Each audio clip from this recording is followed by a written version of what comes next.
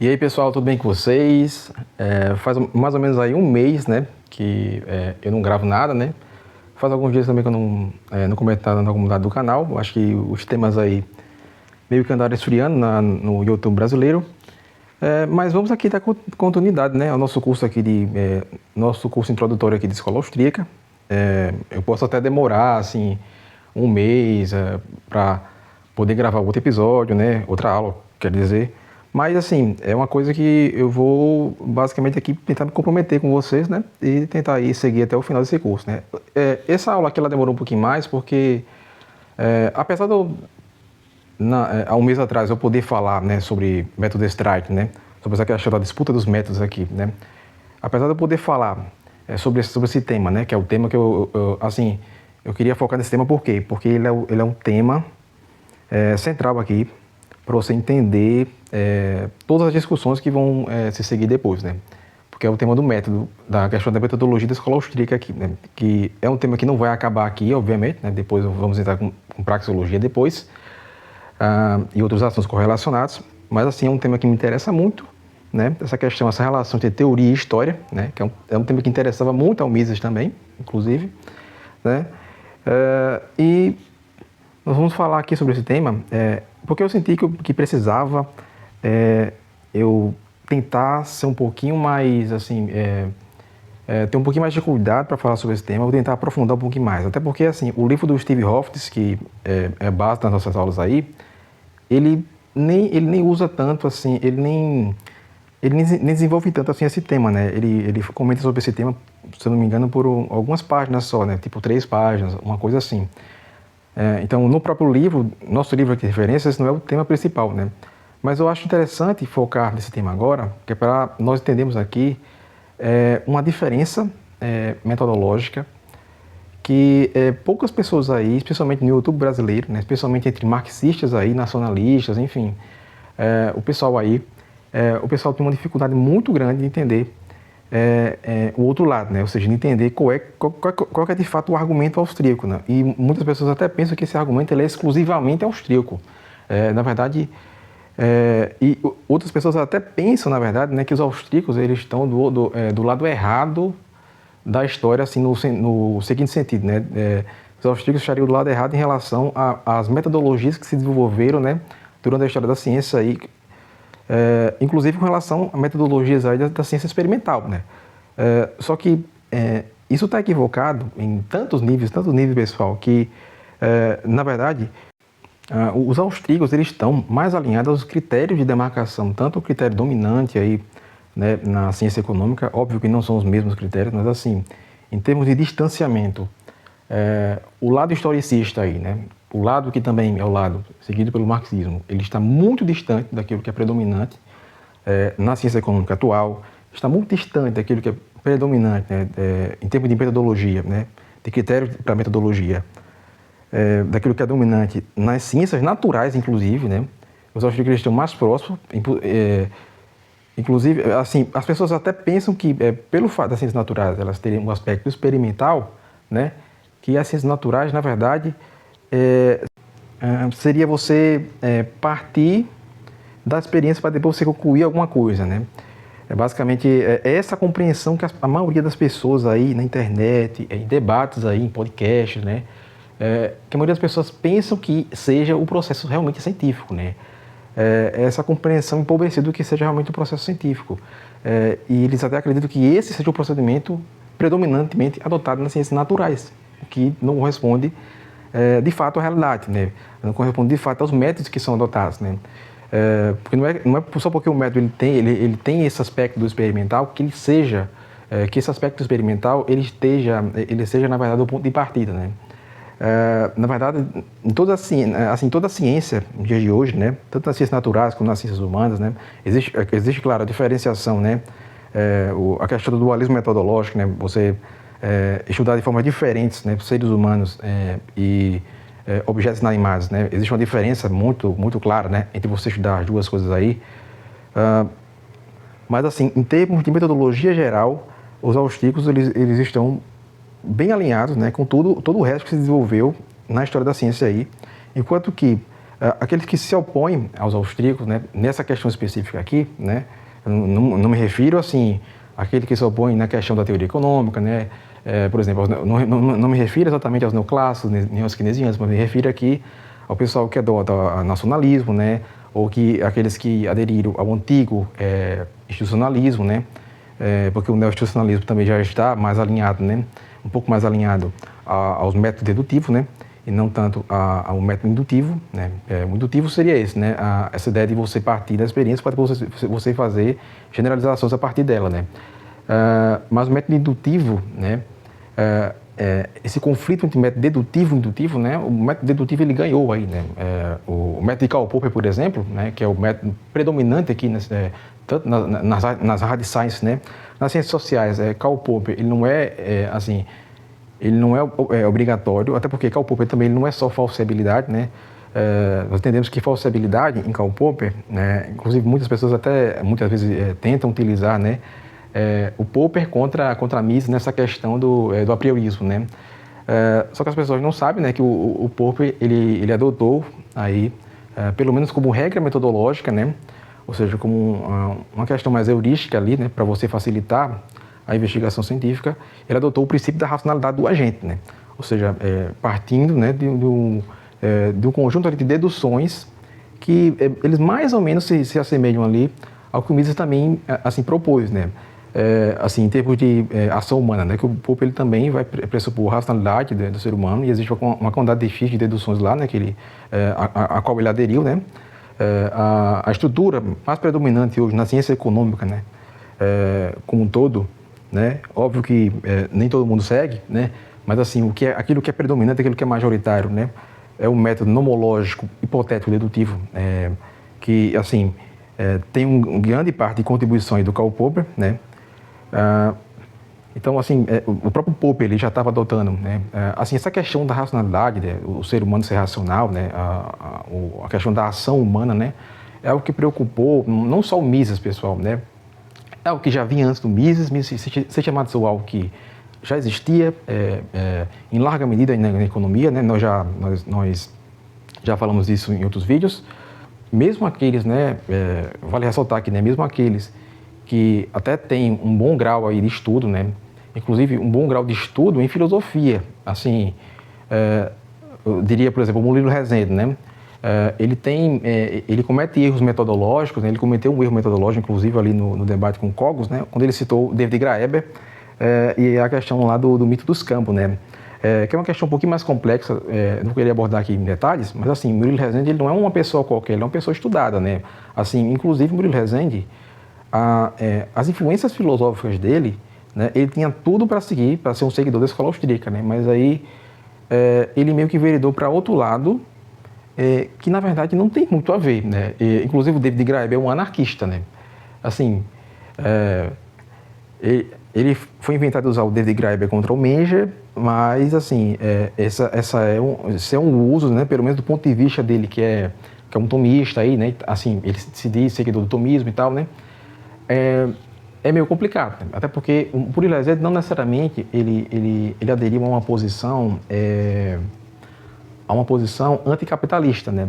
Na verdade, o Murilo Rezende ele defende ferreamente o capitalismo, né? Ele entraria num embate pesado com esse pessoal que afirma que o capitalismo é apenas o capitalismo industrial, né? Só surgiu após o capitalismo industrial, né? Porque o Murilo Rezende, inclusive, ele defende que o capitalismo, na verdade, surgiu muito antes, né? Inclusive, que surgiu com a ajuda aí da igreja, né? Que surgiu aí dos mosteiros também, né? Ele utiliza alguns autores aí como Rod Stark, né? Que, enfim, para embasar essa visão dele aí, né? Mas o Murilo Rezende, ele tem uma visão que ela é muito, muito, muito, pessoal, historicista, né? Ela é muito historicista. E aí é nesse ponto que ele escorrega, porque, na verdade, veja, para quem se diz seguidor do tomismo, é estranho você não seguir uma visão essencialista, né? Assim, a visão do essencialismo aristotélico quando se trata de analisar a economia, né? Porque o historicismo ele é justamente uma oposição a isso, né? Inclusive, é estranho que ele acuse a escola austríaca de nominalismo, né? Sendo que o historicismo ele é quase que um tipo de nominalismo também, né? Porque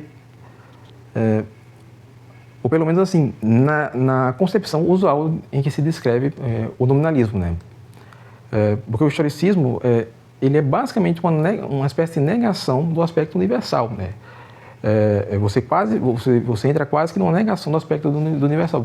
Você vai ter que, você vai partir de método indutivo, né? E aí o que acontece? Você vai ficar empenhando vários casos parecidos, né? Até você tentar achar ali um padrão e transformar aquilo numa espécie de regra provisória, né? Que você também não tem certeza se aquela regra vai ser quebrada num próximo exemplo, né? Você testou 1000 exemplos, né? E os 1000 exemplos deram certo, mas o 1001º exemplo ele deu um resultado contrário. Então, na verdade, você já quebrou ali o raciocínio que você tinha feito, né? Você já percebeu que, na verdade, você tinha errado, né? Então, existe um aspecto de negação da universalidade, né? Existe um aspecto de negação do essencialismo aristotélico, né? Até porque o Mendes ele era um aristotélico, né? E ele adotou essa posição não à toa, né? Porque essa também era a posição dos aristotélicos daquela época que estavam envolvidos no debate econômico ali, né? Mas, assim, várias influências do Mendes aí, que não eram exatamente economistas, né? Por exemplo, como Brentano, né? Também seguiam posições parecidas em outros ramos aí do conhecimento, né? Então, vamos aqui começar a falar, tentar delinear aqui, né, mais ou menos qual que é o cerne dessa posição, né? Assim, na escola, quando nós começamos a estudar, é muito comum, né, que você veja professores que têm um método diferente de ensinar um determinado conteúdo, né? Às vezes você tem um professor que acha que é melhor explicar a teoria seca, né? E às vezes você acha que tem professores que acham que é melhor você pegar um exemplo, né, para depois ele partir para a teoria, né? Em termos de didática, eu não vejo nenhum problema você pegar exemplos mais específicos, né, e concretos, né? Quando assim, geralmente isso é algo até assim que se repete muito. A maioria das pessoas, no geral, assim, a maioria das pessoas tem dificuldade de entender aspectos teóricos, né, aspectos de teoria pura, né? Então, as pessoas elas sempre estão precisando de exemplos, né? Exemplos práticos, né? Exemplos concretos, ou analogias, para poder conseguir entender de fato algum conteúdo, né? E na escola é muito comum que isso aconteça, né? Existe essa diferenciação, né? E eu acho que isso é algo que pega até num aspecto pedagógico, porque a maioria das pessoas elas acham, elas só sentem que aprendem quando elas conseguem ver pelo específico, né? Ou seja, só sente que aprende pelo exemplo específico. No exemplo é para quando você não conseguiu entender a teoria, pessoal.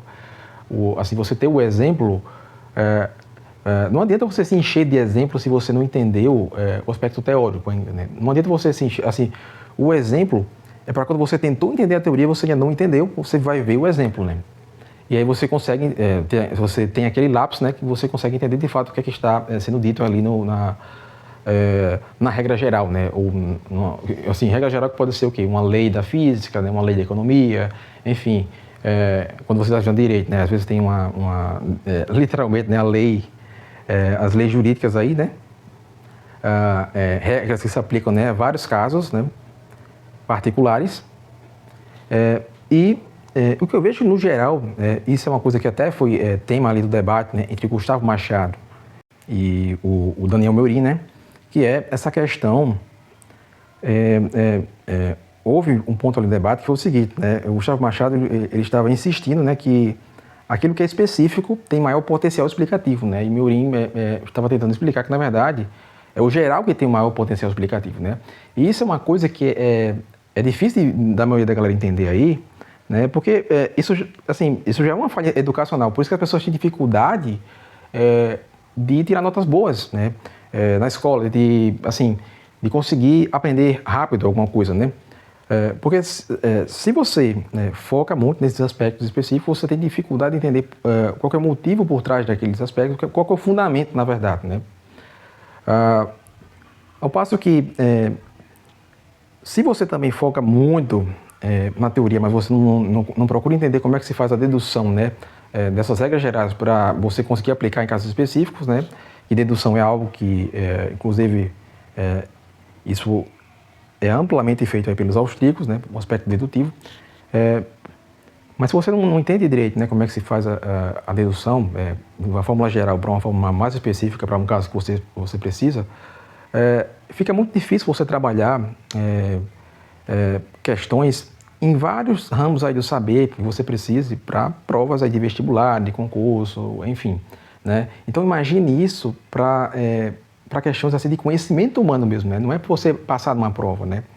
A maioria das pessoas tem dificuldade de fazer uma prova amanhã, porque quando elas pegam um assunto para estudar, elas vão querer estudar tudo que é específico, né? Elas não vão saber distinguir aquilo que se aplica a todos os casos daquilo que se aplica a alguns casos. Elas vão se abestalhar com aquilo que parece mais interessante, né? Existe esse aspecto, né, de você tentar absorver informações, meio que de forma assim talmúdica, né? Essa é uma expressão que o Paul Johnson, inclusive, né, usa para se referir ao método do Marx, né? Ele diz que Marx absorvia, ele coletava informações, né, de forma talmúdica, meio desorganizada e baseada em preferências estritamente pessoais, né? Do que ele, assim, sem critérios pessoais, né? Porque quando você vai, é basicamente isso, né? Quando você vai investigar a história, né? Aspectos históricos, né? Sem você saber exatamente, você tem um método anterior, né? Você tem uma teoria por trás, né? Que guia, né, a tua tentativa de compreensão da história, né? É grande a chance de você ter interpretações extremamente relativísticas, né? Dos fenômenos que você está observando, né? Você basicamente vai ficar mais empilhando dados históricos do que propriamente compreendendo esses dados, né? Entendendo quais são as causas subjacentes dos eventos, né? E aí eu vou colocar aqui o vídeo, eu fiquei de colocar um vídeo, né? Mas só para ilustrar aqui como é que o pessoal geralmente acha que funciona ciência, de fato, assim, o pessoal acredita de fato que funciona ciência, né? Eu vou colocar aqui um vídeo rapidinho, né? Esse vídeo aqui fez parte do vídeo do Henrido aqui, né? E eu vou só recompartilhar aqui para nós comentarmos um pouco, né? Uma coisa aqui que eu acho que até assim faz parte de um certo déficit educacional mesmo aqui, né? Camarada, poderia me explicar sobre o problema do cálculo econômico? Então tá, vamos lá. Eu vou chegar lá, mas antes a gente vai ter que estabelecer algumas coisas. Toda e qualquer ciência que você conhece, ela tem base material. O que eu quero dizer com base material? O antropólogo, por exemplo, quando ele vai escrever seu artigo, ele vai, por exemplo, até uma aldeia indígena, passa um mês lá, uma semana, o tempo que for. Ele vai lá ver a rotina, ver o comportamento, ver como é que aquelas pessoas se organizam, volta e a partir das observações dele, ele vai fazer a análise. Um filósofo vai pegar um acontecimento social ou qualquer outra coisa e vai abstrair em cima. Um cientista social, ele vai pegar e olhar determinados fatos que aconteceram e vai construir a sua análise em cima daquilo. Um economista, idem. Ele vai pegar os fenômenos históricos, ele vai fazer uma análise histórica. Um bom economista, tanto liberal quanto marxista, ele vai fazer uma construção histórica, uma análise histórica dos fatos. Ou seja, você só constrói ciência com base no mundo real, no mundo material. Você só constrói ciência nisso. Beleza? Toda ciência é assim. Física, biologia, medicina, filosofia, ciências sociais, psicologia, economia, engenharia, todas elas são a base real. Uma coisa que é observável ao olho humano. Belezinha? Fechamos esse ponto. O artigo do cálculo econômico do Mises é escrito em 1920. Né? A primeira economia socialista que vai surgir é em 1921. Com a implementação da primeira NEP, que é o primeiro plano de planificação econômica da União Soviética. Né? Se a primeira economia socialista surgiu em 1921, o que o Mises analisou em 1920? Eu te respondo, nada. O artigo do cálculo econômico do Mises nada mais é do que um monte de achismo. Só isso. Tanto é que é um artigo que sequer é relevante academicamente para quem estuda economia. Eu conheço pessoas que estudam economia, eu já dividi casa com quem estuda economia. O cara tinha uma pilha de livros, nenhum era do Mises, nenhum era da escola austríaca. Pois bem, esse rapaz aqui no TikTok, ele basicamente expressou a visão, assim, senso comum, né, de boa parte dos internautas aí, né.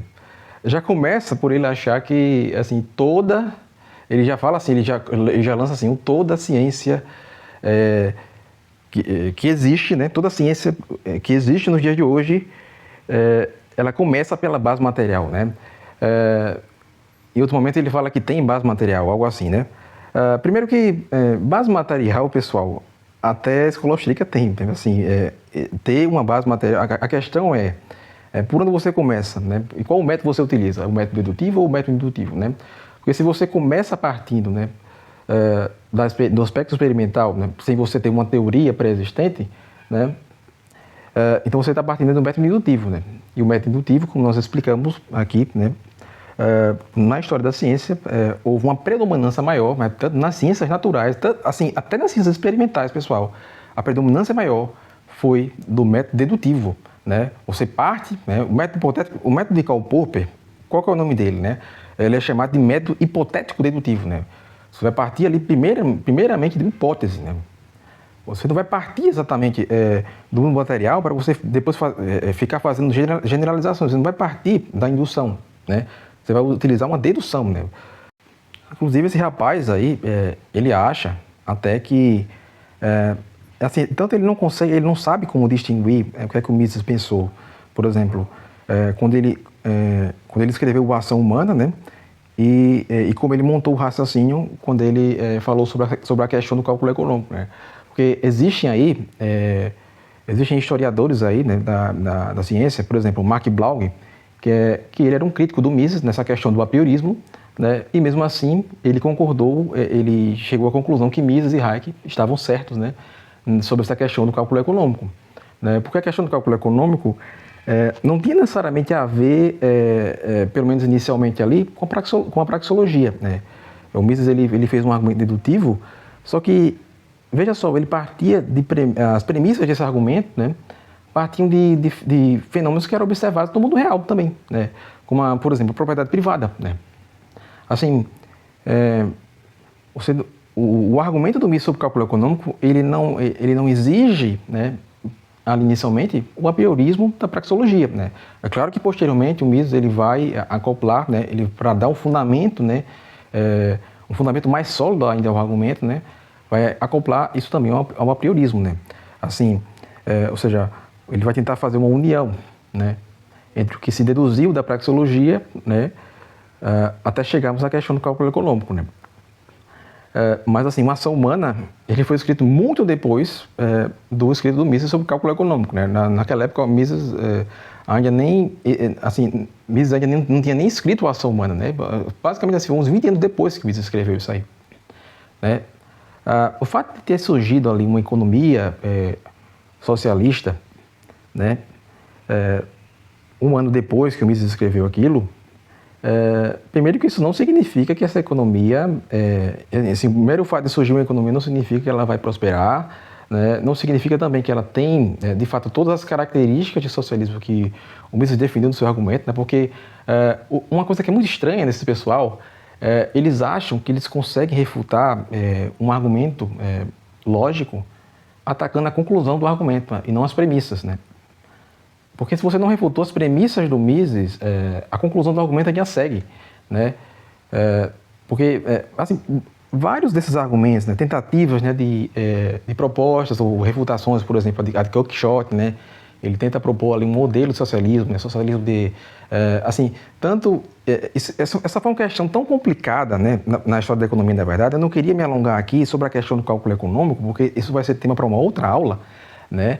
Mas, assim, é só para responder essa questão aqui, porque o pessoal tem muito essa dúvida, né? Por que se o argumento do cálculo econômico do Mises estava correto, por que um ano depois existiu uma economia socialista, né?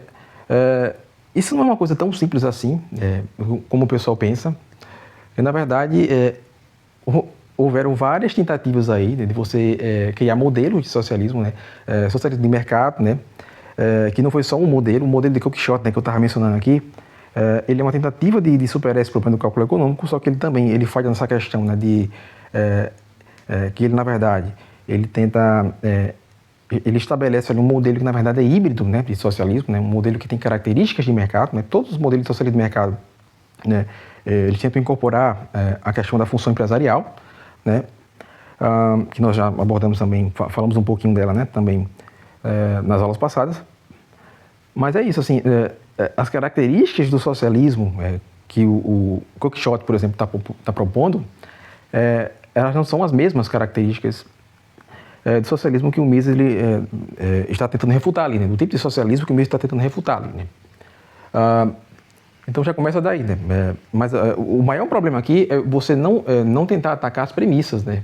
E sim você tentar atacar a conclusão do argumento, né? Assim, é um problema lógico básico de argumentação, na verdade, né? Então, por que o procedimento científico aqui, mesmo nas ciências naturais, não é, né, novamente, por que o procedimento não é esse que esse camarada aqui descreveu, né? Inclusive, ele fica falando assim, né, como se o procedimento em todas as ciências atuais fosse o procedimento do materialismo do Marx, né? O que é uma coisa muito estranha, né? Porque, inclusive, vários desses, dos mais influentes, né, teóricos aí de metodologia científica, eles eram contra o materialismo do Marx, né? Por exemplo, Karl Popper era contra o materialismo do Marx, né? Entenda que você ter uma base material numa ciência não quer dizer que isso seja materialismo, né? Que essa ciência seja materialista, ou que essa ciência começa partindo da matéria, né? Ela pode abordar a matéria, mas não quer dizer que começou partindo da matéria. Inclusive, né, ele cita até, por exemplo, liberais, né? Tanto liberais quanto socialistas, né? Ele não sabe, né, que 90% do método dos liberais também é dedutivo, né? Os neoclássicos eles incorporaram ali, junto com o Karl Menger, né? Após a Revolução Marginalista, né? Jevons, Walras e o Menger, o Menger ele vai seguir no método dedutivo, que ele vai ser diferente dos neoclássicos, né? Os neoclássicos eles vão incorporar o método dedutivo, mas ele é um método dedutivo matemático, né? Enquanto que o do Menger não, ele vai pegar, né, uma linha ali mais aristotélica e essencialista, né?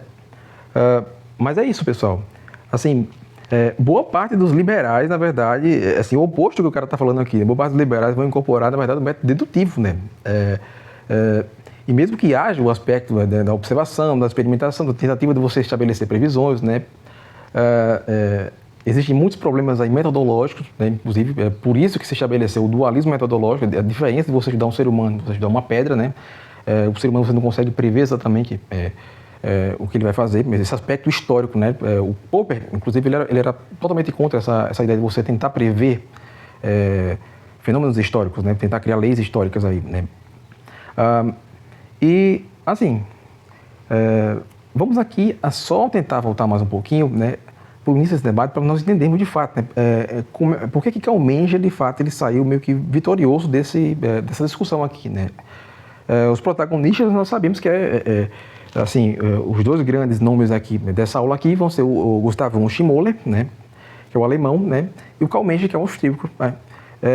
E o Schimoller, ele tinha essa posição, exatamente essa posição, né? Só um outro adentro, que o rapaz comentou, né? Ele fala como se todos os métodos das ciências naturais e sociais atualmente fosse materialismo marxista, né? E que, na verdade, assim, ele cita um caso da antropologia, que, na verdade, a antropologia, em muitos sentidos, ela é dominada por outras metodologias, inclusive pelo estruturalismo, né? Se você for estudar antropologia ali mesmo na da faculdade, você vai se deparar com autores como Claudio Lévi-Strauss, que ele não é materialista, né? Então, assim, é claro que também algumas das influências respingam, né? Não existem escolas assim, totalmente isoladas, mas enfim. Mas nós vamos começar essa briga aqui, né? Do método Streit, né? Chamado de método Streit, aqui. Entre o Schimoller e o Menger, né? O Schimoller ele tinha essa posição, né? Defendia estudar primeiro a parte material, né? A parte experimental, né? Que não são exatamente sinônimos da mesma coisa, né? Mas assim, primeiro você estudar a realidade externa, né? Para depois você fazer as teorias, né? E o Menger defendia começar com as teorias lógicas, né? Depois você aplicar isso na realidade, né? E como é que isso começa assim de verdade, meio que essa confusão aí, né? Ali mais ou menos na década de 80, né, o Menger ele escreveu um livro criticando, né, o jeito, né, dos alemães de estudarem economia. Ele dizia que estava errado, né, os alemães estudarem daquela forma, porque era basicamente essa tentativa de você aplicar, né, utilizar método indutivo, coletar vários casos, né, históricos para depois tentar fazer a teoria em cima deles, né. E o Schimoller ele escreveu também, respondeu às críticas do Menger, né, só que o Menger, com as críticas do Schimoller, ele ficou até um pouquinho mais bravo. Ele escreveu ele escreveu um livro menorzinho, né, em resposta ao Schimoller, né? Só que esse outro livro ele também foi considerado assim um tanto assim, um tom tão ofensivo, né? O Menger ele perdeu um pouco, né, a linha nesse livro, né? Ele foi um tanto ofensivo com o Schimoller, né? Então, assim, quando eu falo que o Mendes ele ganhou esse debate, não foi assim, que ele ganhou o debate exatamente naquela época, ou porque ele teve uma performance que, se fosse num debate mesmo, ele teria ganhado. Na verdade, a performance do Mendes nesse debate, ela até nem foi muito agradável, né? Porque esse segundo escrito do Mendes, né, respondendo ao Schmoller, ele não foi considerado muito bom assim, né? Quando eu falo que o Mendes ele ganhou, é porque assim, esse debate ele não envolveu só o Mendes, né? Várias pessoas vão envolver nesse debate, né? E como vencedor, aí, né? Vai ser o lado do Mendes, vai ser o lado que adotou, né, que incorporou o método dedutivo, né? Mais amplo, tanto para ciências naturais como para ciências sociais aí, né? E aí, o que é que significa, só para nós, assim, eu sei que muitos de vocês já sabem, mas assim, o método indutivo, como é que ele funciona, na verdade, né? Basicamente, parte do que esse cara comentou aqui, né? Que é você observar o que acontece no mundo externo, né? Por exemplo, o Schmoller, ele conduziu alguns estudos, né, sobre alguns estudos empíricos sobre alguns cartéis econômicos, né? Ele coletou alguns dados ali, né, sobre como alguns empresários eles tentavam ali se organizar em alguns grupos, né, e observar a partir desses dados os efeitos disso aí na economia alemã, né? Só que assim, qual que era o segundo passo desse método? Você tentar entender conexões entre os fatos, né? Só daí já nós vemos existe até um certo estranhamento, né? Porque como é que você vai partir para observar a realidade se você não está partindo de nenhuma concepção teórica mínima que seja, né? Porque você quer entender, por exemplo, os efeitos na economia alemã a partir de uma série de dados que você coletou, você precisa ter primeiro a noção de causalidade, que vai incorporar aí também a noção de efeito, né? Você precisa incorporar certas noções básicas, aí, certos conceitos básicos, né? Mínimos para você poder estudar qualquer coisa, né? E para você tentar entender conexões entre os fatos aí, né, você precisa ter pelo menos alguma estrutura teórica que te permita entender o que de fato é uma conexão, e assim, o que é uma conexão verdadeira e o que é uma falsa conexão, né? Uma impressão de conexão, né? Tudo isso aí também, pessoal, né, mais tarde, né? Nós sabemos que tudo isso aí vai cair naquilo que se chama de mito do dado, né? John Searle aí, ele provou amplamente, né, que meramente você empilhar dados, não é porque você tem um dado bruto ali, ele não está revelando exatamente alguma coisa, ele ainda precisa ser interpretado nesse dado, né? E você só consegue interpretar adequadamente esse dado se você tiver pelo menos alguma estrutura teórica pré-existente ali, né? Porque senão a interpretação do dado, ela vira uma interpretação freestyle, né? Qualquer pessoa interpreta do jeito que quiser e vida que segue aí, né? E um terceiro passo para o método indutivo, né, seria você tentar criar uma regra geral baseada no que você viu e nas conexões que você supostamente, né, conseguiu identificar ali, né? Ou seja, assim, o grande problema aqui é que às vezes você pode estar errado, né, nesse método, porque você não viu todos os casos possíveis, você não viu todos os casos, né? Então, o método 2, na verdade, né, o segundo método dedutivo aqui, né, que é a proposta do Menger, né, e a proposta que se tornou dominante aqui na ciência, é um método dedutivo, né? O método dedutivo você vai seguir ali a partir de regras lógicas, né? Você vai começar com um problema, né? Assim, existem várias formas de aplicar o método dedutivo.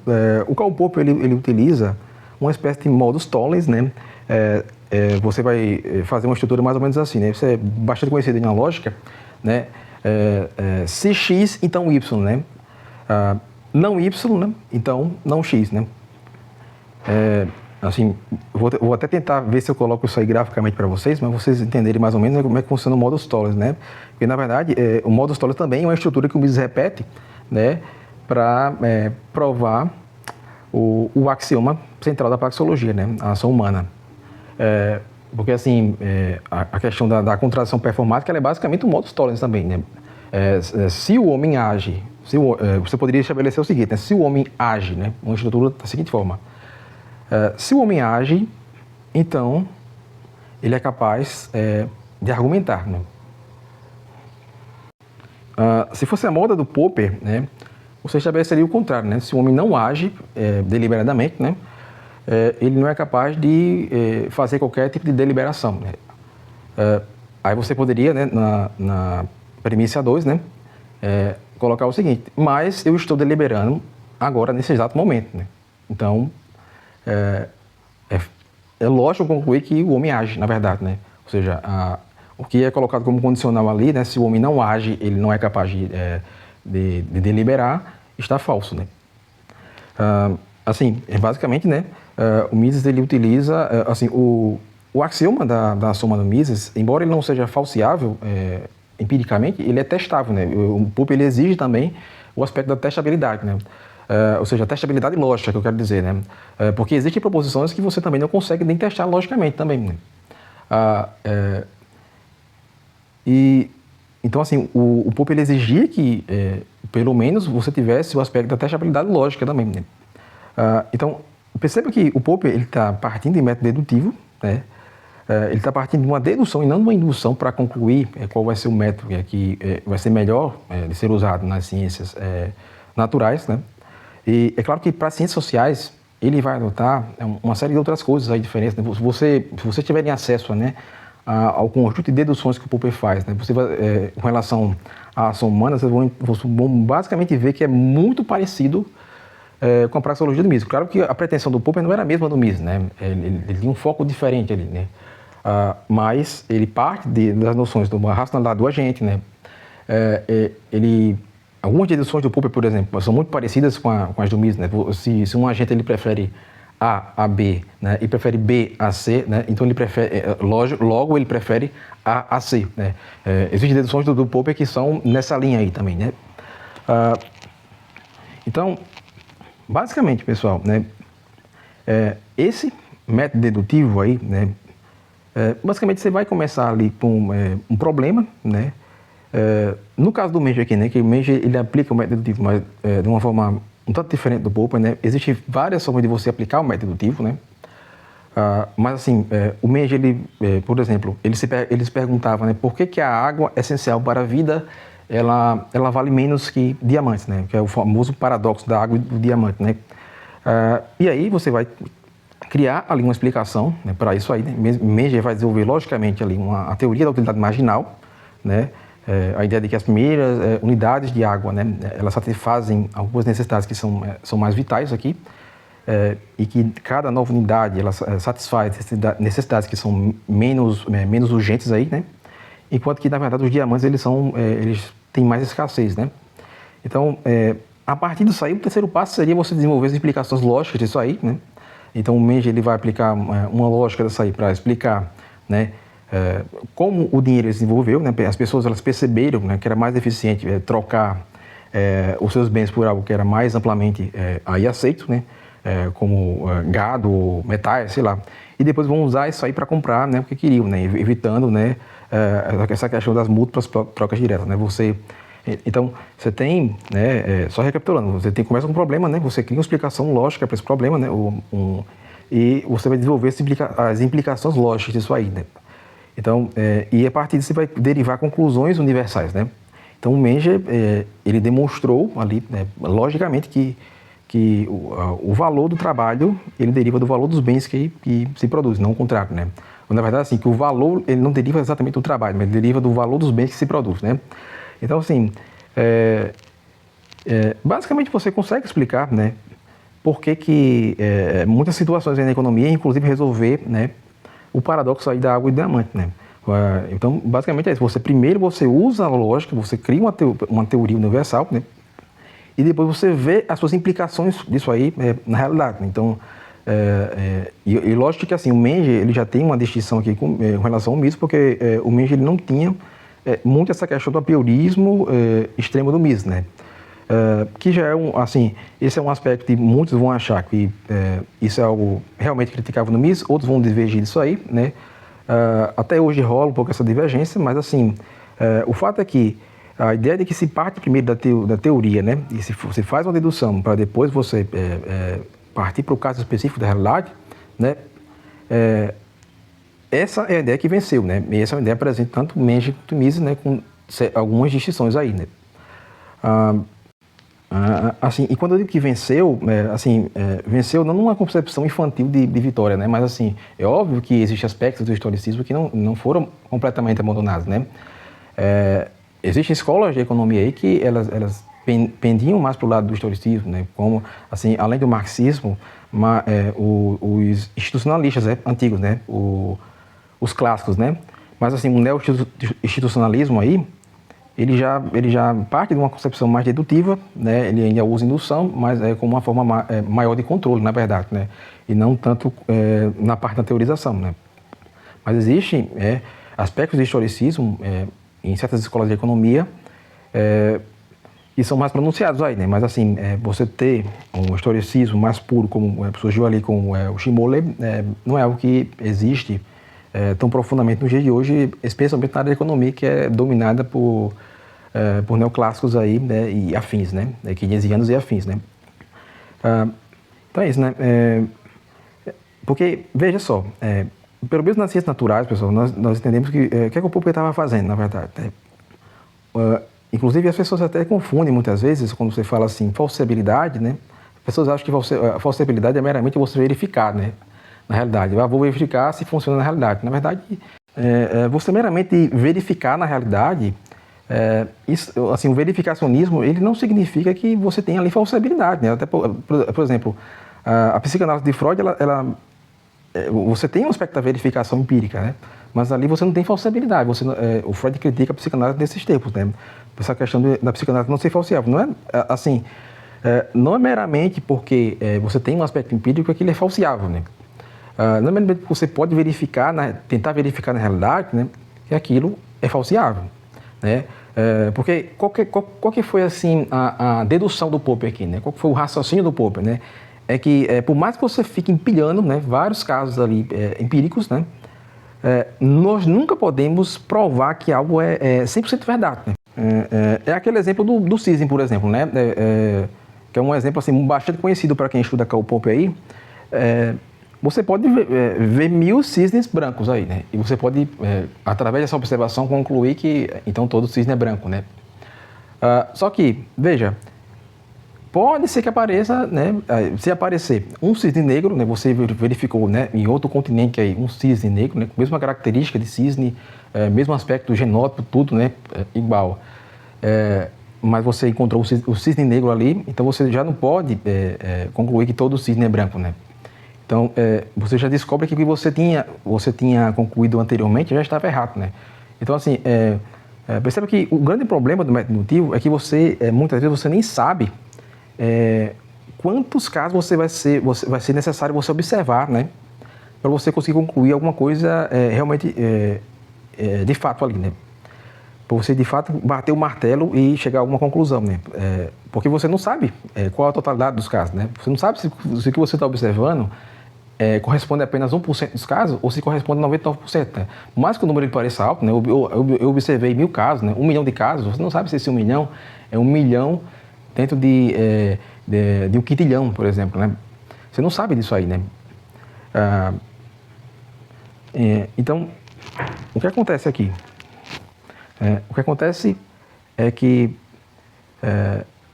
o Popper ele conclui, né, que na verdade, não dá para você concluir, partindo meramente da empiria, que algo é 100% verdade, né? E que, na verdade, nós só podemos mostrar quando algo, na verdade, está falso. Você consegue concluir que algo é 100%, você não consegue concluir que algo é 100% verdade, mas você consegue concluir que algo é falso, né? Porque se você concluir a falsidade de algo, basta você encontrar um exemplo em contrário, né? Ou seja, nessa questão do cisne, por exemplo, basta você encontrar um cisne negro, né, que não corresponda ao que você concluiu anteriormente. Você já conseguiu falsear, né? Um aspecto da falsibilidade, ele também nem é tanto o fato de você encontrar um exemplo, não é meramente o fato de você encontrar um exemplo contrário, né? Porque às vezes certas questões aí, né, certas teorias, você nem consegue ter ainda atualmente tecnologia suficiente para você conseguir observar, na realidade, se você consegue encontrar casos que as contrariem, né? O grande ponto do Popper aqui, na verdade, é a possibilidade de você você conseguir falsear, né? A mera possibilidade de que aquilo seja falseável. Então, aquilo é algo que você, inclusive, pode tentar imaginar todas as possibilidades, né? Em todas as condições possíveis, né? Dentro da lógica, onde aquela teoria ela poderia ser falseada, né? É claro que, assim, esse aspecto da falsibilidade, como nós já explicamos, né, ele não é tanto aplicável, né, a ciências humanas aqui, né, pelo menos não a todos os aspectos das ciências humanas, mas aqueles elementos que são observáveis, né?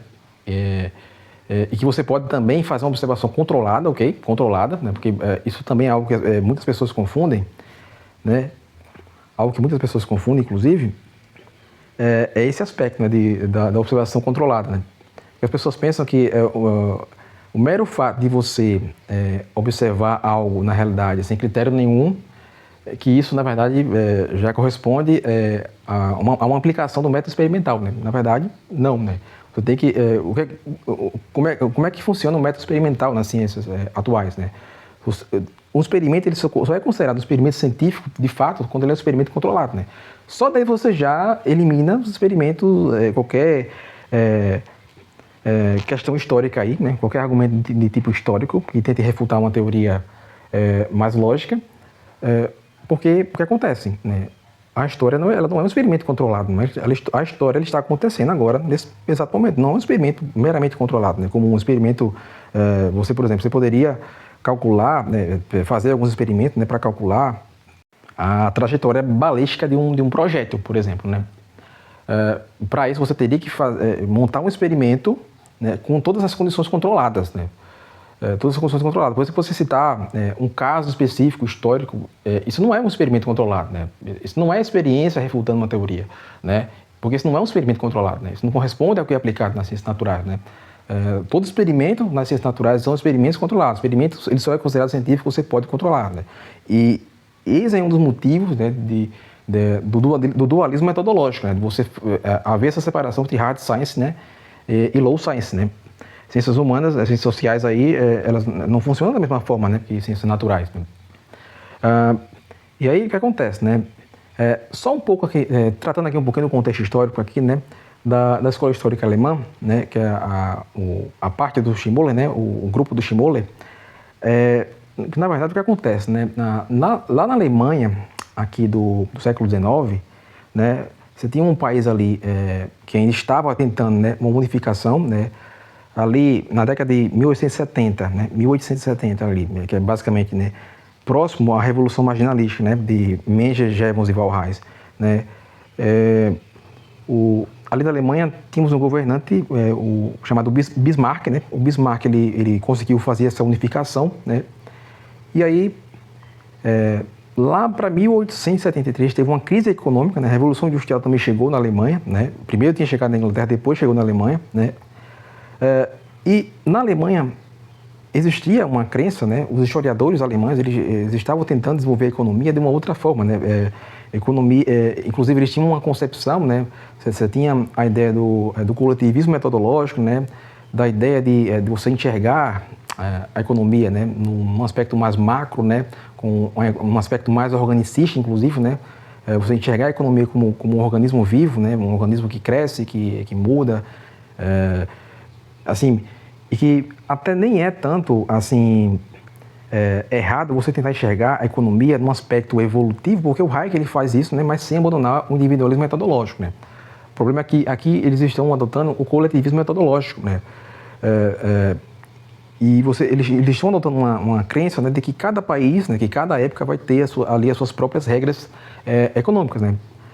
E que eles também não acreditam, né, que existam leis econômicas universais, né, que vão funcionar sempre, né? Cada país você vai ter que adaptar o contexto de cada país. O problema, pessoal, é que né, eles têm essa crença, né, que você precisa estudar amplamente a história, você precisa empilhar casos históricos, né, o método dedutivo aplicado, né, inclusive isso aí vai ser incorporado também a método estatístico, né,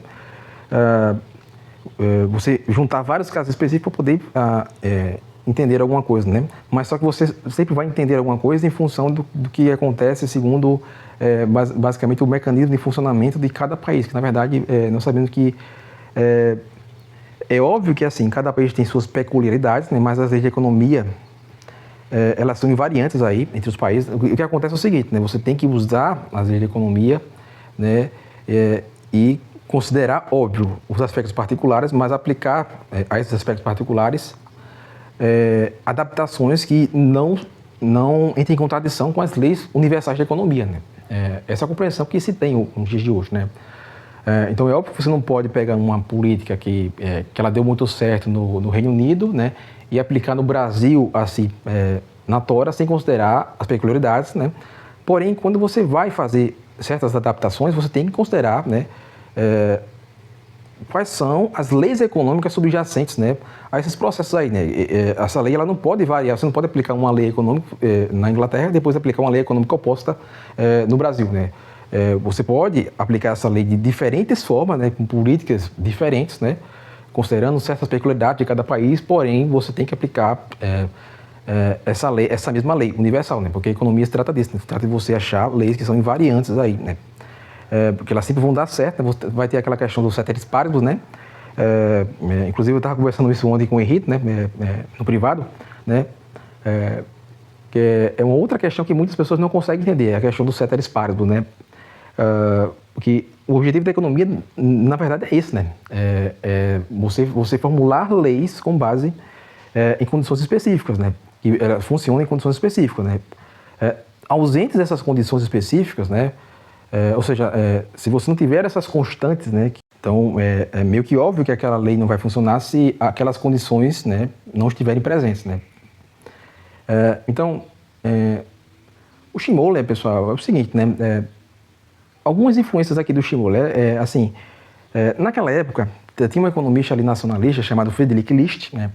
Era uma das influências do Schmoller, porque, de fato, era de interesse, né, muito essa questão de defesa de protecionismo, defesa de nacionalismo nessa época, né? Inclusive, eu percebo o seguinte, né? Uma das influências do Schmoller também é o idealismo alemão ali, né?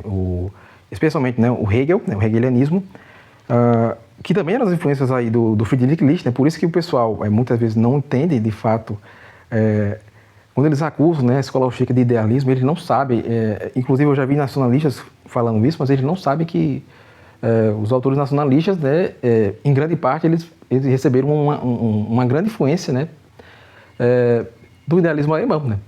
Do idealismo alemão, porque eles tinham... Porque no que é que o Friedrich List acreditava, né? O que é que o nacionalismo do List defendia? Defendia desenvolvimento histórico por estágios, por exemplo, né? Defendia uma ideia de um nacionalismo orgânico, fazia uma crítica, né, ao universalismo abstrato kantiano, né?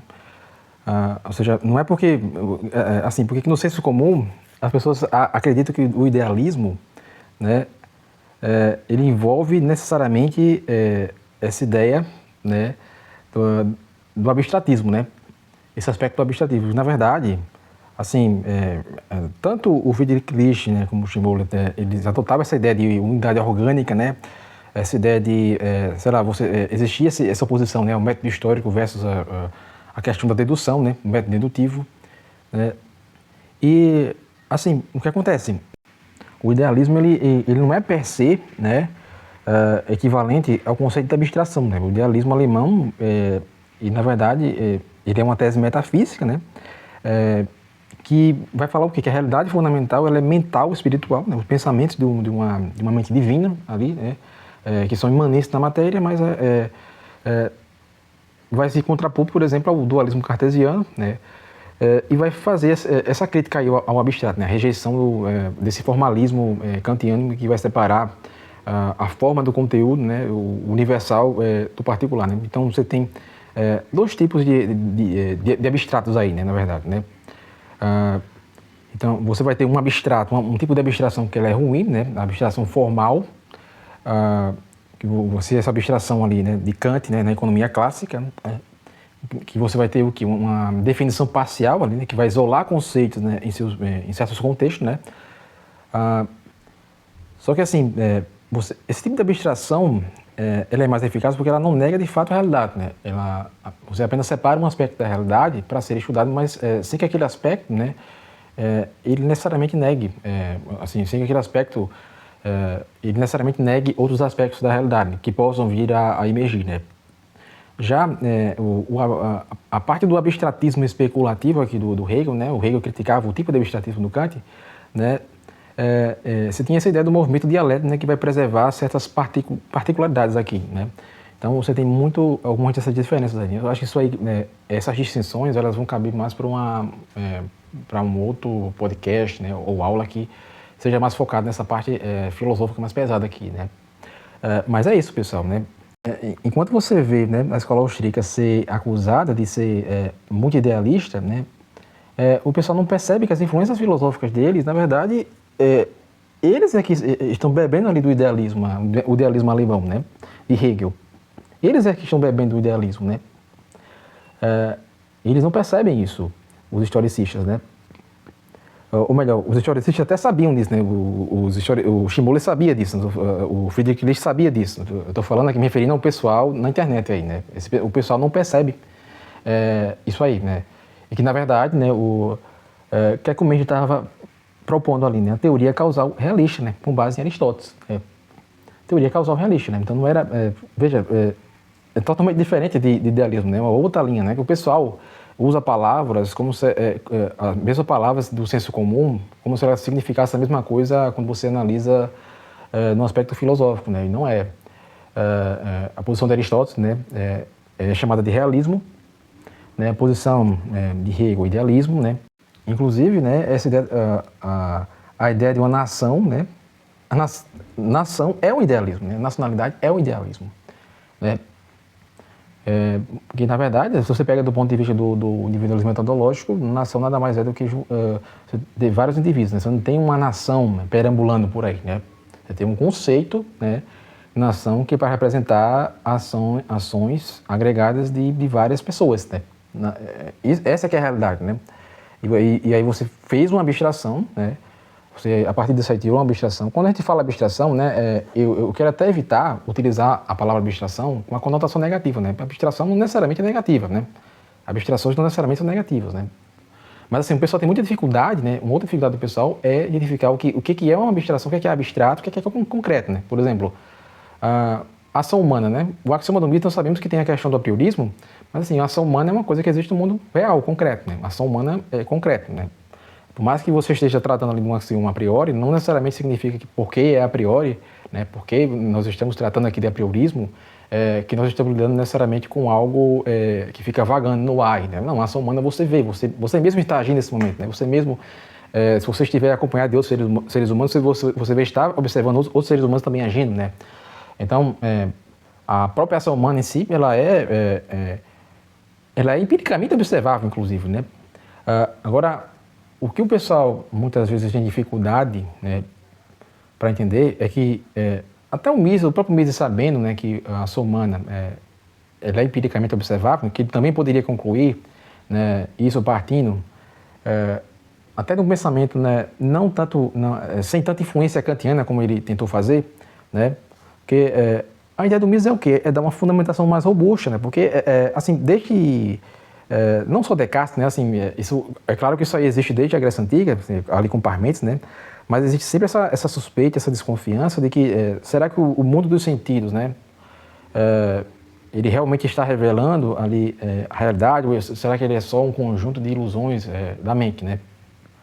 E aí você vai fazer essa investigação, isso existe também em Descartes aí, né, mas você vai fazer essa investigação para saber o que é que você consegue concluir, né, sem necessariamente você precisar ficar observando o mundo dos sentidos. Né? O que é que você consegue concluir meramente mentalmente ali. Né? Quando nós falamos concluir, entendam, não meramente especular. Né? As pessoas também confundem lógica com especulação. Né?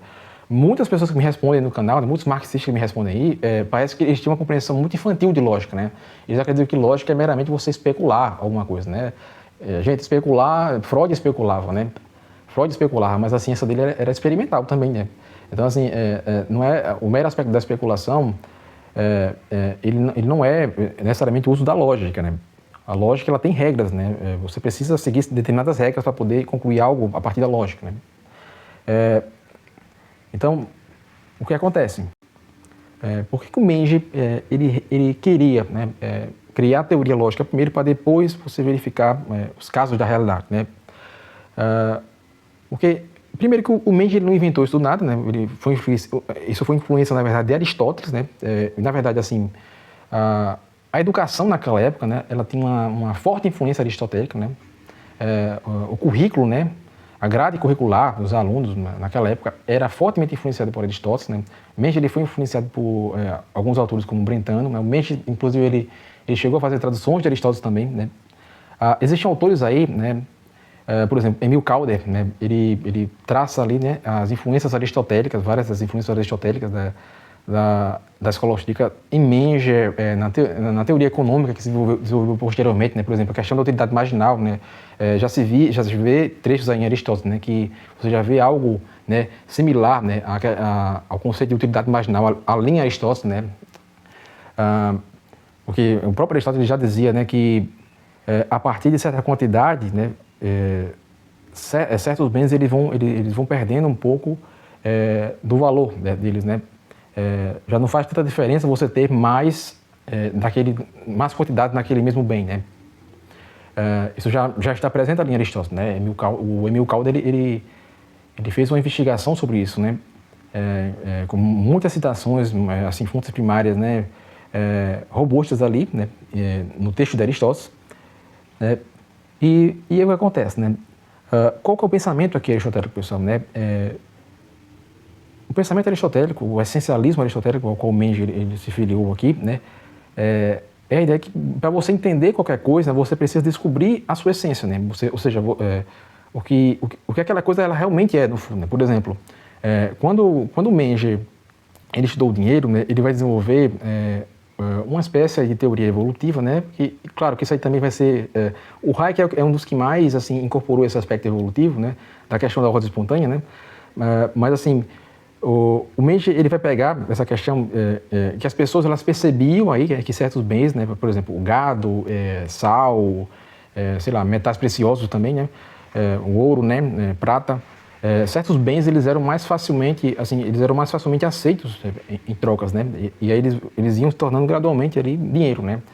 Então, o que o Menger ele faz? Ele vai demonstrar que certos metais, né, como ouro, prata, né, eles foram adotados por terem certos atributos, né, únicos, né, como alguns atributos como durabilidade, né, uma fácil preservação, né, o aspecto também da vendabilidade aí, né? Então, isso fazia com que esses bens se tornassem bens mais populares, né, para você poder entesourar ali, né. Então, assim, com isso, ele vai chegar a uma conclusão de tipo essencialista, né, para você definir ali, de fato, né, o que de fato é a moeda, né, o que de fato são esses bens, né, que foram sendo gradualmente adotados, né, e você descobrir o que é a essência mesmo do conceito, né, o que é essencial, né, o que é contingente, na verdade, porque é um aspecto meramente particular, né, envolvido naquele fenômeno, né, e o que é realmente essencial ali, né, o que é realmente essencial, qual que é a parte invariante daquilo ali, né, qual que é a parte universal, né, que pode ser universalizada naquele fenômeno, né. Então, o Menger, por que ele utilizava a abstração, né? O Menger utilizava abstração, né? Uma abstração, no sentido do Menger aqui, ela é basicamente como você fazer um recorte da realidade, você tirar uma foto, né, focando num aspecto específico, né? E você vai deixar os outros aspectos desfocados, né? Ou seja, para você ter pelo menos ali o controle das variáveis que vão ser analisadas, né? E aí, por exemplo, quando o Menger desenvolveu a teoria da utilidade marginal, ele usou esse exemplo específico da água, né? Aquela questão do paradoxo da água e do diamante. A água, você pega a água que é para saciar a sede, por exemplo, ela tem uma classificação, né, que é mais alta, né, ali do que a água que você usa para lavar as mãos, por exemplo, né? A água para saciar a sede, aqui em casa, por exemplo, eu compro água mineral, né? Ela tem um valor mais alto do que a água que sai da torneira aqui. Mas assim, se você pega um outro exemplo, né, vamos supor um outro cenário aqui, em que você tem água mineral suficiente, tanto quanto a água que sai da torneira, né, que é água mais de menor qualidade, né? Se você tiver água mineral suficiente, em grande abundância, você já não vai ter mais essa classificação, ela não vai ser mais classificada, ela vai ter basicamente o mesmo valor que a água para lavar as mãos, inclusive é possível até que ela seja também usada para lavar as mãos, né? Então, o que acontece, né? O que o Menger está fazendo aqui?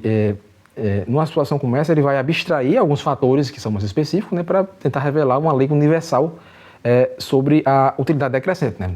E é bom frisar aqui que há uma diferença aqui no método Menger e do Mises, né? Que, como eu já falei, né, o Mises ele está partindo do apriorismo ali, mas assim, ele poderia não partir do apriorismo se ele quisesse também, né? Porque a ação humana é uma coisa que você está vendo toda hora, né? Como eu já falei, né? Ele partiu porque ele sentiu que isso daria uma fundamentação mais robusta, né? A teoria dele, né? Ou seja, você tentar comprovar a ação humana não meramente pela observação da ação humana no mundo real, mas você, por uma questão até mental, né? Assim, pela questão da contradição performática, né? Você tentar provar esse primeiro axioma da ação humana dessa forma, né? Por um aspecto mais mental, né? É óbvio que assim, o Mises ele vai já se distanciar do kantismo, né? Quando ele aborda a ação como uma categoria, né? O Kant ele não considera a ação como uma categoria, né? Não é uma das categorias kantianas, né? Então o Mises ele já tem uma divergência ali, né? Quando muitos autores aí, né, como o Barrow Smith, ele tem um paper aí, né, sobre Menger, Aristóteles e Mises, que é que o Barrow Smith ele aborda nesse paper, né? As influências aristotélicas de Menger, né, que também respingaram ali no Mises, né? Existia essa diferença entre o Menger e Mises, mas o Mises, né, ele involuntariamente, né, o Barrow Smith ele até acredita que o Mises ele pecou na autointerpretação da própria teoria, né? Quando nós falamos aqui do Mises, não é exatamente um pecado nós criticarmos o Mises, né? O Mises ele cometeu erros sim, pessoal. Né? O problema é que muita gente faz críticas ao Mises que elas não são cabíveis, né? Ou elas são distorções do que o Mises pensa, né? Existem críticos bons do Mises aí, né? Por exemplo, no século XXI surgiu uma nova linha da praxeologia aí chamada praxeologia convencionalista, né? A praxeologia de Liebscher, né? Que é uma linha da praxeologia que ele vai tentar fazer uma proposta ali um pouco diferente da do Mises, né? Que não vai partir de um apriorismo extremo, né? Então é isso, assim, normalmente quando o pessoal tenta refutar alguma lei da economia universal aí, geralmente o pessoal dá um exemplo que na verdade confirma, né? Por exemplo, teve um cara aí que, na comunidade do meu canal aí, né? Olha, num dos meus vídeos aí, ele comentou que a lei de oferta e demanda não era verdade, ou não era universal, porque o governo poderia controlar preço, né? Na verdade, o cara não sabia que controle de preço, a consequência para o controle de preço já é prevista pela lei de oferta e demanda, né? Então, assim, ele na verdade não refutou nada, né? Seria como se você, sei lá, mencionasse que os aviões, para tentar refutar a lei da gravidade, né? Os aviões, eles refutam, por acaso, a lei da gravidade, já que eles não caem, né? E na verdade não, né? Porque aquilo já está, você aplica corretamente a lei da gravidade, ao fenômeno, né? Você entende que aquilo não é uma violação à lei da gravidade, né? E no caso da lei da oferta e demanda é a mesma coisa, né? Quando o Estado ele faz controle de preços, né? A consequência para o controle de preços é justamente prevista pela lei de oferta e demanda. Inclusive, né? Uma coisa curiosa é que para todas essas leis econômicas você consegue achar amplos exemplos, uma quantidade exorbitante aqui de exemplos históricos, né? Que até confirmam essa lei, né? Mas assim, não é por causa desses exemplos, né? Uma coisa que você deve colocar na sua cabeça, não é por causa desses exemplos que essa lei ela está correta, né? Ela está correta porque ela tem coerência lógica, né? Esse pensamento que eu queria que você saísse aqui dessa aula, né? É com esse pensamento que eu queria que você saísse. Porque o pessoal aí, assim, isso, pessoal, é algo que está presente tanto na direita, né? Como na esquerda, enfim, em vários aspectos políticos, o pessoal achar que porque você, sei lá, coletou um dado histórico que aparentemente contradiz uma lei da economia, então você refutou a lei, né? Uma teoria, né? Assim, não precisa nem ser economia, pode ser qualquer coisa assim fora da economia. Você refutou aquela teoria, né? Na verdade, como eu já falei, né? Quando se fala em ciência experimental, né? Se você quer falar do aspecto de algo científico mesmo, né? É científico, pessoal, é experimento controlado, não é você meramente achar que assim uma observação, algo assim, uma coisa casual, né? Assim, sua experiência, sei lá, pessoal, ou seja, uma experiência anedotal, né? Ela seria científica, né? Porque aquilo você experimentou na realidade e tal, né? Não necessariamente, né? Aquilo é apenas um caso ali, né? Mas assim, não estou falando aqui apenas no aspecto, né, da evidência anedótica, mas assim, qualquer evidência, mesmo que não seja evidência anedótica, mesmo que seja academicamente até, né, registrada, né? Um fato, um dado registrado assim da história, aquilo ali só vai poder ser compreendido se você tiver uma estrutura teórica para poder encaixar aqueles dados em alguma coisa ali, né? Porque dado histórico per se, ele não é equivalente, né, a um dado que você coleta num experimento controlado na física, por exemplo, né? Não é, assim, ele não é equivalente nesse sentido, né? Porque você não tem experiência controlada na história, né? As experiências elas são desordenadas, inclusive, né? Você tem milhares de ações humanas individuais ali se chocando, né? Simultaneamente. Tanto que é por isso que é muito difícil, né? É por esses e outros motivos que é muito difícil você prever comportamentos humanos. Até porque, já citei isso aí em outros vídeos, né? A questão da maldição do rei Édipo, né? Você saber qual vai ser o futuro vai fazer você querer agir para alterar o futuro, né? Então, assim, o mero ato do ser humano tentar prever o futuro já é assim, você já entra num paradoxo bem interessante, né? Agora, assim, o Mensch, ele dividiu o estudo de economia em 3 gavetas aqui, né, diferentes, né? Eu até fiz uma anotação aqui sobre isso aí, né? A primeira gaveta seria você teria a ciência histórica, né? A ciência histórica ela vai lidar com um aspecto específico, né? O pessoal tem muita dificuldade de entender o que é o aspecto específico e o que é o aspecto geral, né? E muitas vezes entender por que o geral ele tem maior poder explicativo que o específico, né? Outros dias aí no meu canal eu dei alguns exemplos mostrando alguns silogismos, né? Por exemplo, se você pega um silogismo simples, né? Todo homem é mortal, né? Sócrates é homem, né? A partir da primeira premissa, né? Todo homem é mortal, como ela é uma premissa geral, ela tem maior fator explicativo, você consegue concluir aquilo para qualquer homem, né? Ou seja, você poderia concluir aquilo para Sócrates, para Platão, enfim, desde que a pessoa que você enunciasse na segunda premissa, ela fosse homem, né? Mas assim, o mero fato de você dizer Sócrates é mortal, você não consegue concluir a partir de Sócrates é mortal que Platão é mortal, né? Ou seja, do específico você não consegue concluir outro específico, né? Mas de um geral você consegue concluir para qualquer específico, desde que aquele específico esteja contido no conjunto, né, daquele geral, né? E assim, isso se choca até, né, com certas noções aí do senso comum que não tem uma correspondência exata, né, com o seu equivalente científico, né? Por exemplo, a pessoa, quando você fala do aspecto geral, né, tem maior poder explicativo, o pessoal às vezes até lembra, né, que usa certas expressões, por exemplo, tal coisa é genérica demais, né? Que geralmente é uma coisa que você até usa muito, é um linguajar que você usa muitas vezes quando você vai fazer, por exemplo, crítica de cinema, né? O filme X ele é muito genérico, né? Mas assim, você falar do aspecto geral, né? Jogando em cima dele, né, uma certa conotação negativa, né? Isso é o que você vai usar essas expressões, né? Por isso que eu digo assim, é muito difícil quando você converte, né, da linguagem usada no cotidiano para uma linguagem mais precisa, mais rigorosa, né? Porque no cotidiano você consegue até, por meio de certas expressões que elas são muito mais metafóricas, né? Você consegue até dizer que, sei lá, na Bíblia, por exemplo, há uma passagem que diz, né, o que eu quero fazer não faço, o que eu faço não é o que eu quero fazer, né? Que é uma expressão, assim, que é uma frase, na verdade, né? Não exatamente uma expressão, mas assim, uma frase que ela é um tanto paradoxal, né? Na verdade, quando você coloca nos termos corretos, se você está fazendo uma coisa porque, assim, na praxeologia, né? Se você fez uma coisa porque era aquilo que você queria fazer, né? Então, esse aspecto meio paradoxal aí, né? Ele só tem um lugar mais forte, né? Quando você usa uma linguagem mais cotidiana que ela não é carregada da mesma precisão que você utilizaria, né, que se você quisesse expressar as mesmas questões, né, numa situação mais científica, né. Então, assim, recapitulando, né, a primeira gaveta que o Mensch cita, né, a ciência histórica, a segunda, né, a economia teórica, aí, né, você descobrir as leis universais, entender como é que funciona, né, a economia funciona.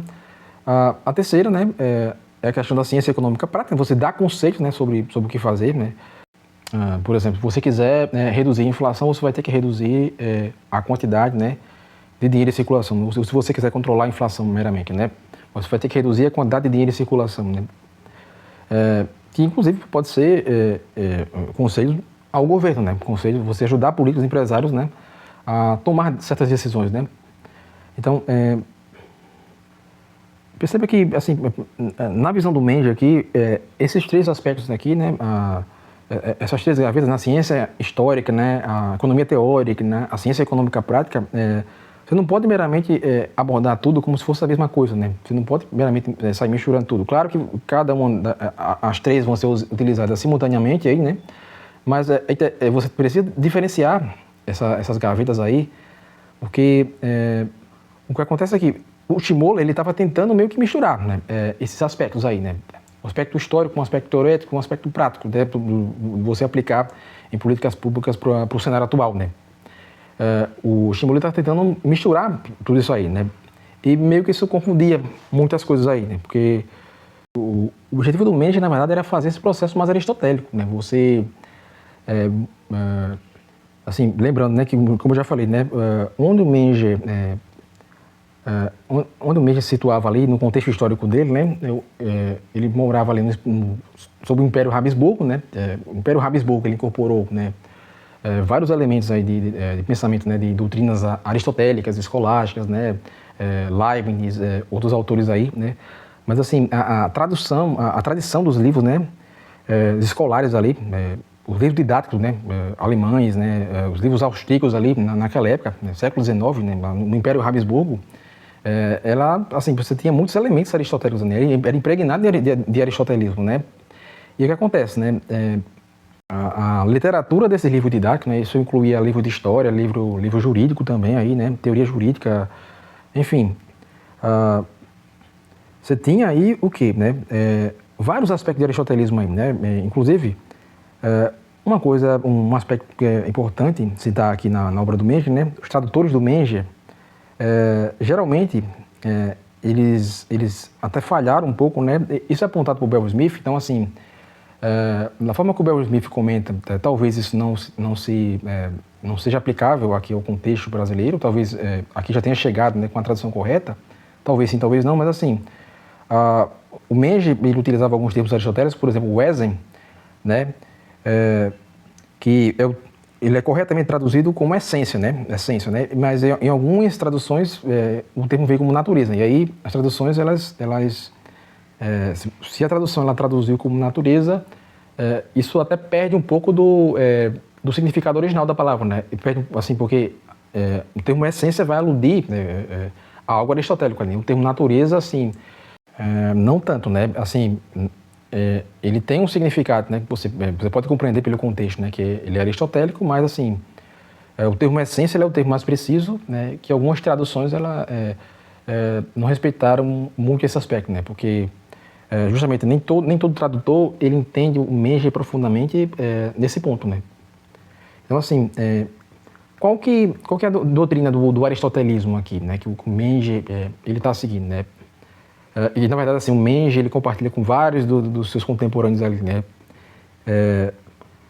Assim tem vários aspectos dessa doutrina aristotélica, mas assim um dos meus pontos é que o mundo ele existe, né? Independentemente das nossas atividades aqui do pensamento, né, do nosso raciocínio, né, o mundo ele existe independente da nossa cabeça aqui, né, a ideia de que, o segundo aspecto, né, a ideia de que há no mundo, né, algumas essências, né, alguns elementos aí que seriam leis, né, leis universais, certas estruturas, né, certas conexões, né, enfim, assim, o fato de que você tem essências, né, certas estruturas essenciais, né, que elas não mudam, né, e além disso, né, que as mudanças históricas, na verdade, ela não é uma questão aí de você ter uma mudança nos blocos de construção da realidade, né, nos blocos básicos de construção da realidade, mas você está mudando ali padrões que são contingentes, né, você não está mudando os blocos básicos, né, você não está mudando os aspectos universais da realidade, né, você está mudando apenas aspectos, como aqueles universais eles se manifestam, né, de modo particular, né. Mas assim, você não está mudando uma base da realidade, né, ao analisar vários casos históricos diferentes, né? Então, assim, qual que é o objetivo do Menge, na verdade? Ele quer achar certas proposições a partir dessas análises que ele faz, né? A partir desse aspecto, né, dessa abstração que ele faz de certo aspecto da realidade, né? Ele quer encontrar certas proposições que vão expressar algumas conexões, né, universais, que o Menge ele vai chamar aí de leis exatas aí, né? Então ele está em busca dessas leis gerais da essência das quais uma certa teoria e só lembrando aqui, né, que essas leis gerais que o Menge está buscando, né, essas leis gerais da essência aqui, né, elas não estão sujeitas a exceções, né? Assim, elas são comparáveis, assim, digamos, às leis da geometria, né, a leis da mecânica aí, né? Assim, elas são, assim, elas não são meras declarações de fatos, né? Você não tem ali uma mera declaração de fatos, você não tem uma mera declaração, uma mera hipótese indutiva também, né? Então, qual que vai ser aqui a ideia do Menger, pessoal, né? Ele quer propor leis, isso palavras dele aqui, né? Mas palavras dele baseado na concepção aristotélica, né? Ele quer propor leis que elas não apenas se apresentam como sem exceção, né? Como elas já carregam em si, né, a sua própria garantia de ausência de exceção, né? Então, é como se já tivesse ali o ceteris paribus embutido, né? Lembrando que eu acho que até o Henrido, ele tem um conhecimento até maior do que o meu de microeconomia, né? Talvez ele possa até elucidar vocês aí, né, se ele chegar a assistir esse vídeo. Mas assim, até mesmo a questão do ceteris paribus, né?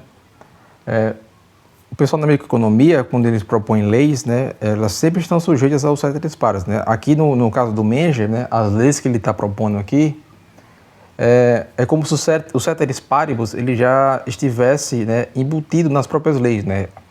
Como se você não precisasse, né, declarar as condições à parte, né? A própria lei ela já carrega, né, as condições, né? Ela já apresenta aquelas condições, né? Esse é o aspecto que eu acho mais bacana assim do Menger, né? Tanto do Menger quanto do Mises também, né? O Mises ele não precisa explicar, né, qual é o ceteris paribus aí, né? Nos axiomas ali, né? E nas deduções que ele faz ali na ação humana, né? Tudo que ele faz já carrega, né? Essas exceções aí, dessas supostas exceções, né? As proposições dele já é como se elas já fossem montadas de uma forma que você não precisa ficar declarando depois do ceteris paribus, né? Então é isso, pessoal, né?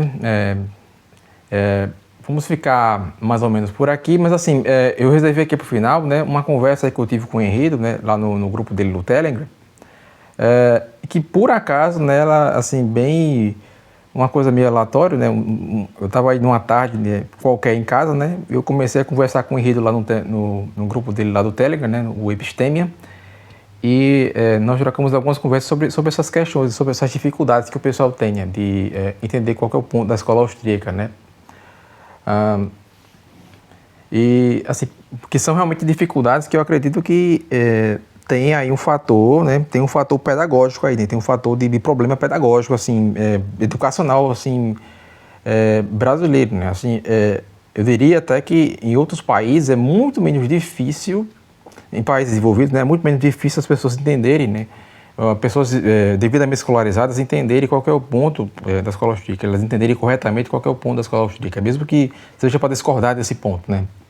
Mesmo que seja para adotar outras vertentes aí da praxeologia, como a praxeologia conversionalista, né? E outras propostas aí, né? Mas é isso, pessoal. Eu vou deixar aqui, né? Com o final aqui, né? A minha conversa aqui com o Henrido, para vocês apreciarem aqui nossa conversa, né? E é isso, né? Oi, Kelvin. Eu vi teu comentário no YouTube também. Agora eu vou falar sério, né? Porque eu respondi lá zoando, né? Mas, falando sério agora, eu acho bem esquisito essa posição desse pessoal que apelam para as ciências naturais, tanto por ter vias ortodoxas, né? Então rejeitam a base materialista e assim por diante, tanto os marxistas que advogam por isso, né? Que parecem cair num monismo não psicologicamente autoevidente, vamos assim dizer. Mas a minha preocupação reside porque tu vai ler os livros de estatísticas, o livro de econometria também, cara. Tu lê esses manuais e eles são fatídicos, assim, ó. Eles são bem claros, olha. Você não usa método para provar uma concepção teórica sobre a causação. Você não faz isso. Você usa a própria postulação a priori para esse tipo de coisa, né? É claro, o livro de estatística ou de econometria que vai abordar isso, eles não usam a escassez do livro deles, né, do que eles estão escrevendo, para justificar como é feito essa justificação, essa teorização, esses juízos a priori. Então fica muito solto. Então aquela pessoa que rejeita os postulados da filosofia, da epistemologia, e que enquadra isso, elas começam a preencher essa lacuna que os livros de econometria e estatísticas deixam com coisas da cabeça delas, literalmente, né? Então, como não, eles já têm uma aversão por achar que filosofia é ser amigo da palavra, né? Aqui eu tô hiperbolizando, evidentemente, né? Tô tentando criar hipóteses do porquê que eles não têm esse apreço pela filosofia, pela epistemologia e tudo mais. Então eles já têm essa versão. A metodologia deles fundamenta somente os aspectos da amostragem, da correlação. Quando fala de causalidade, só tem um aviso bem simples de que correlação não é causa, e que causa vem de juízos a priori, mas não explica isso. Então quando eles veem esse tipo de coisa, eles preenchem com mais empiria. É uma coisa esquisita isso. E eu vejo que o Popper... eu não sei se concordo, mas eu não vejo uma fundamentação epistemológica da abordagem do Popper no seu livro, por exemplo, Conjecturas e Refutação, né? Eu vejo mais um argumento de ordem prática, onde ele deixa bem claro que para tu evitar cair em certos problemas, certos vieses, certas práticas, certos meios, certos métodos são adequados. Então, para você evitar, por exemplo, de cair em viés de confirmação, de você olhar o dado, teorizar em cima e ele está confirmado porque tu acabou de olhar para o dado, tu literalmente fez isso, você, na verdade, busca dados que contrariam essa informação, né? É a forma mais correta de você seguir como um cientista, né? Mas enfim, aqui são só confabulações. Cara, isso é uma coisa muito, muito chata da economia. É porque o surgimento... Cara, eu fiz um artigo em 2020 sobre isso já, né? O surgimento do dinheiro, ele não é necessariamente... universalmente, necessariamente, vindo do escambo. Beleza, tu pode alegar esse tipo de coisa, né? Tu pode ter casos, por exemplo, da Mesopotâmia, que ainda assim há contradições, né? Sobre como... Que é o argumento do Graeber, né? Sobre como o dinheiro, ele surge, na verdade, do débito, né? Tá, beleza. Isso não muda fundamentalmente muita coisa, mas tudo bem, tá, tu pode dizer isso. É claro que o Graeber, por exemplo, já começa o livro... Cara, se ele parasse pra pensar só nas primeiros parágrafos que ele escreve, eu acho que ele não continuava o livro. Ele fala o seguinte, olha, qual é a diferença entre a promessa e a dívida? Bom, a promessa não pressupõe o dinheiro, e a dívida sim. E aí o dinheiro surge da dívida, né? Ele segue o argumento. Mas, opa, peraí, vamos lá, vamos dar uns passos pra trás. Então, a diferença entre promessa e dívida é que dívida pressupõe o dinheiro, mas você tá querendo dizer que o dinheiro, na verdade, surge da dívida. Tem alguma coisa errada. Riddle, o Murilo Rezende, ele constantemente usa esse ponto aí do David Graeber, né? É porque o pessoal tem... existe muito essa dicotomia, né, no debate, né, entre o pessoal aí na internet, né? Entre... um lado vai trazer evidências concretas, né, entre aspas, e o outro lado vai trazer só teorias abstratas que não correspondem à realidade, né? Na cabeça do pessoal é assim, uma discussão, né? Do afegão médio, né? Que não tem um conhecimento assim de metodologia, ele acredita que uma evidência histórica parece uma evidência mais sólida do que uma teoria econômica, né? Aí, por exemplo, naquele debate entre o Murilo Rezende e o Cogos, ele também falou do David Graeber, né? Citou o livro, né? O Mito do Escambo, né? E aí, o Cogos, ele tinha falado sobre o teorema da regressão de Mises, né? Tinha citado Karl Menger também, né? Só que na cabeça do público o Murilo Rezende venceu nesse ponto, né? Na cabeça do público, inclusive nacionalista, né?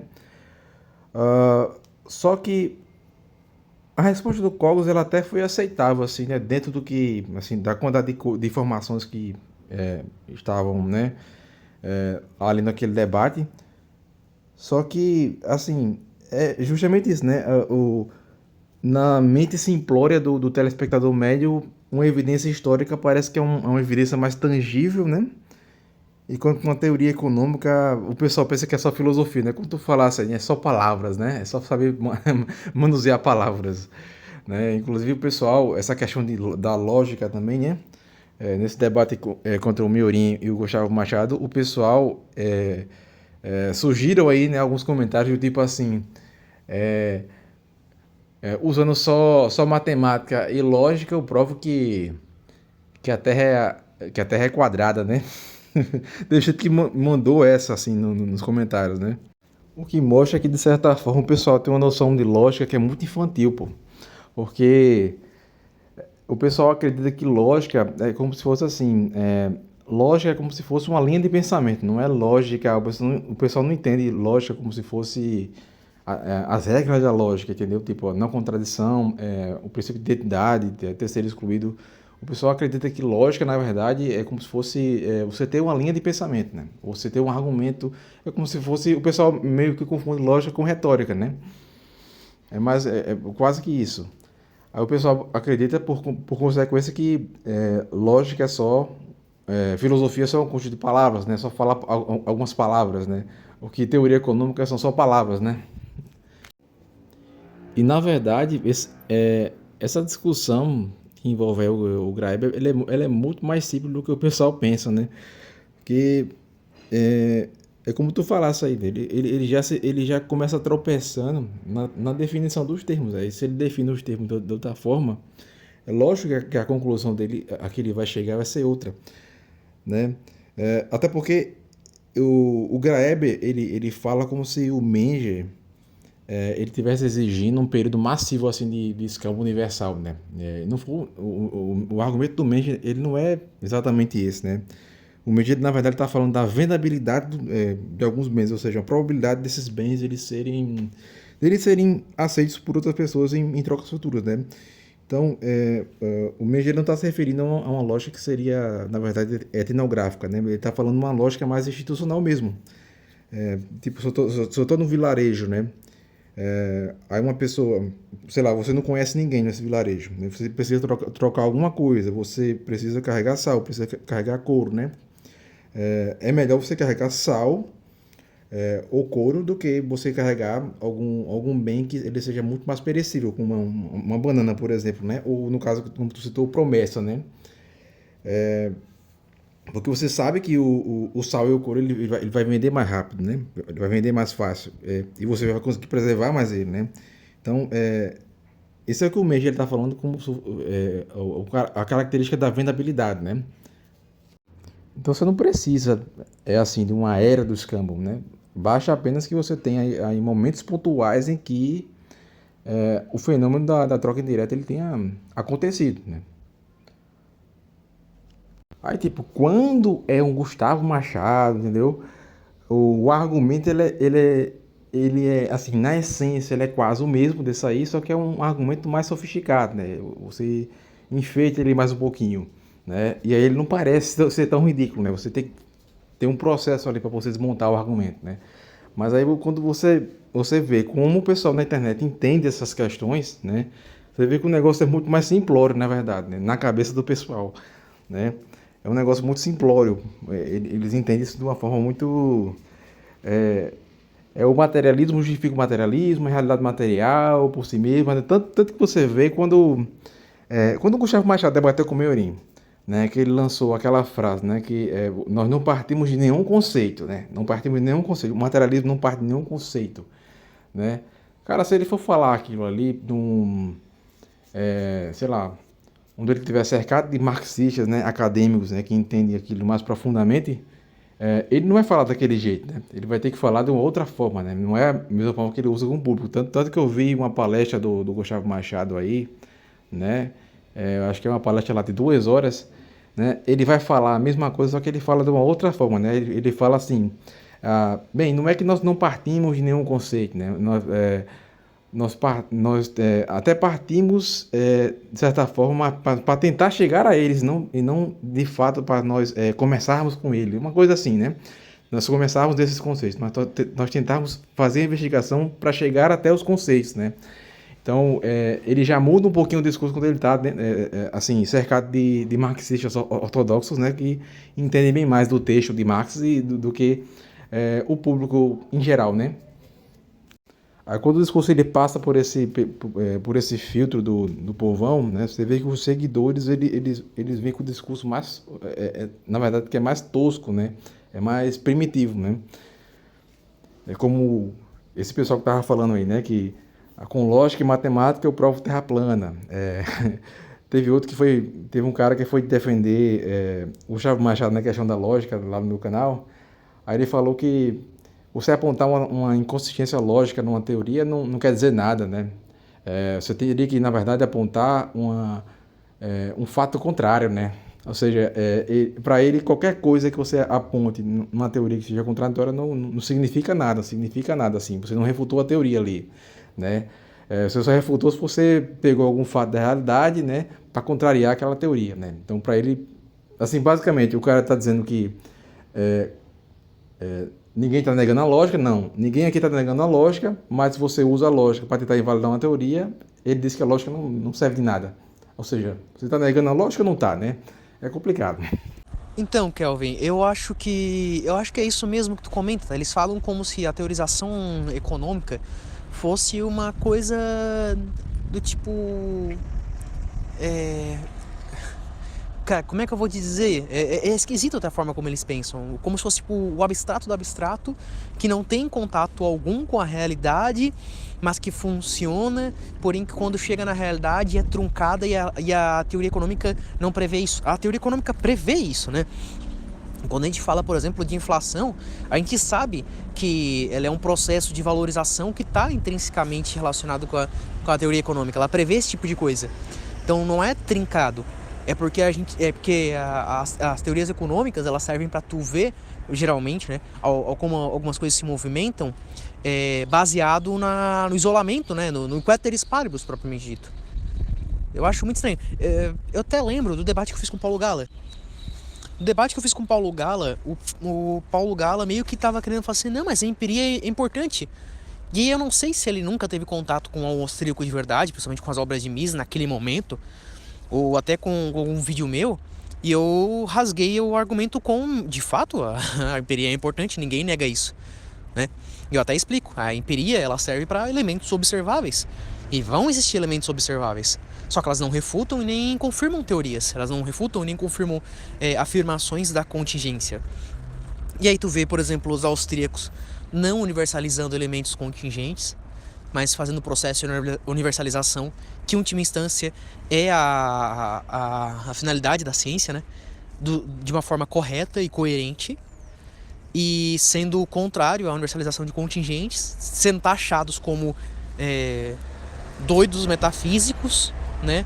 Praxeologistas, como se isso tivesse a mesma igualdade que um usuário de droga comum filosofando sobre a vida.